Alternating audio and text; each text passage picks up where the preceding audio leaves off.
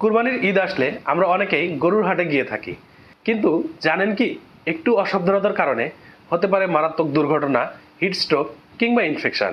তাই আজকে বলবো গরুর হাটে গেলে কোন স্বাস্থ্য সচেতনতা অবশ্যই জরুরি। আমি ডক্টর রিয়াদ আজকে এটি জানাবো। চলুন জেনে নেওয়া যাক। মাস্ক ব্যবহার করুন, কারণ গরুর হাটে গেলে অনেক ধুলাবালি, পশুর লোম, এমনকি দুর্গন্ধ থাকে।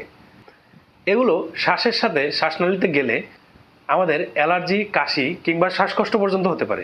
তাই সম্ভব হলে অবশ্যই মাস্ক পরিধান করুন। হাত পরিষ্কার রাখুন। গরু বা ছাগল ধরার পরে অবশ্যই হাত না ধুয়ে সেই হাত মুখে দিবেন না, কারণ পশুর শরীরে বিভিন্ন জীবাণু থাকতে পারে। সাথে একটি মিনি হ্যান্ড স্যানিটাইজার রাখতে পারেন। অতিরিক্ত গরমে সাবধান।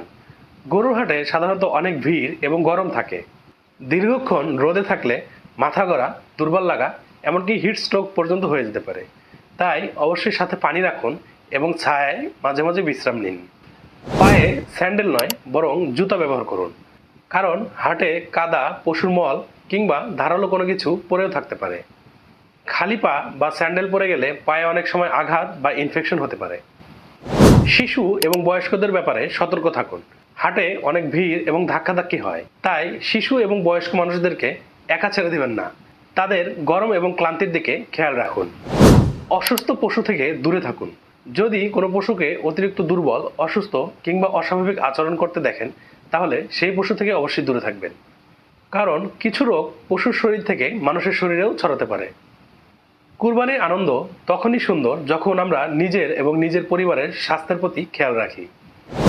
ভিডিওটি উপকারী মনে হলে শেয়ার করুন এবং এরকম আরও স্বাস্থ্য সচেতনতামূলক ভিডিও পেতে আমাদের পেজটিকে ফলো দিয়ে রাখুন এবং চ্যানেলটিকে সাবস্ক্রাইব করে রাখুন। আমি ডক্টর রিয়াদ আজকে আসছি, দেখা হবে পরবর্তীতে অন্য কোনো ভিডিওতে। আসসালামু আলাইকুম।